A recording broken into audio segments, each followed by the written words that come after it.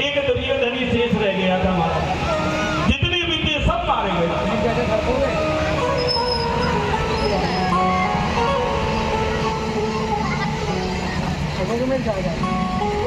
और दुर्योधन भी अकेला है महाराज, उसकी भी जंगा भीम ने अपनी गदा से तोड़ दी।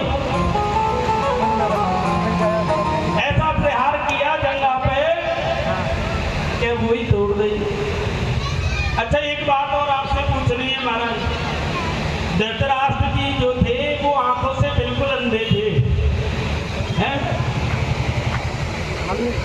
जब उन्होंने विवाह किया तो गांधारी ने देखा कि मेरा पति तो अंधा है, तो उसने भी अपनी आंखों पर पट्टी बांध ली।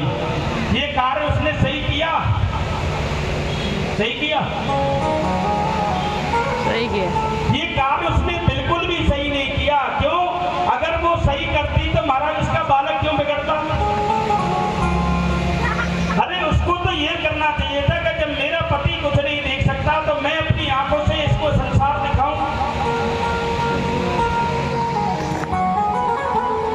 लेकिन माता गांधारी ने अपनी आंखों पर भी पट्टी बांध ली और उसी का नतीजा कि दुर्योधन भी ऐसा ही हो गया महाराज। और पट्टी खोली तो कौन से दिन? पुत्र मोह जाग गया महाराज जिस दिन पट्टी खोली है। कहा कि बेटे तू जा और जाकर के स्नान करके निर्वस्त्र होकर के आ,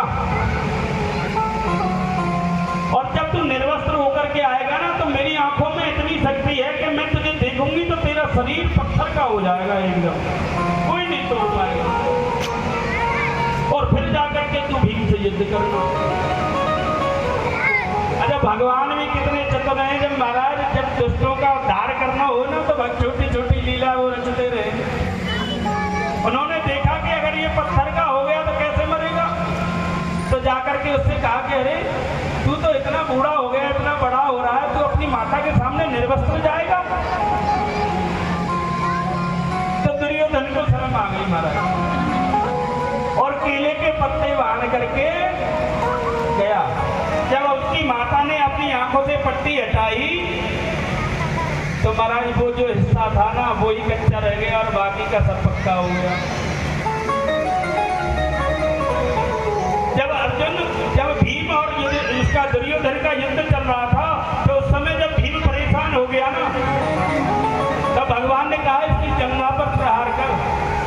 जब जाकर के जंघा थोड़ी भीम ने तो असहाय स्थिति में पड़ा है। तो एक दिन क्या हुआ कि उनके गुरुदेव जो है ना महाराज, उनके पुत्र स्वस्थामा अपने मित्र से मिलने के लिए दुर्योधन से गए और कहने मनी मन सोचने लगे क्या ठाट वाट से इसके क्या राजा महाराजाओं की तरह रहता था और आज देखो महाराज जमीन पे पड़ा है। उसकी स्थिति उससे नहीं देखी गई।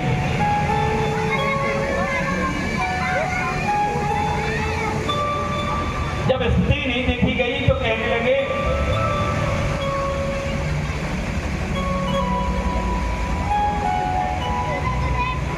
कि मित्र मैं तेरे लिए क्या करूं, तू ऐसा कोई उपाय बता जिससे तुझे परम शांति हो।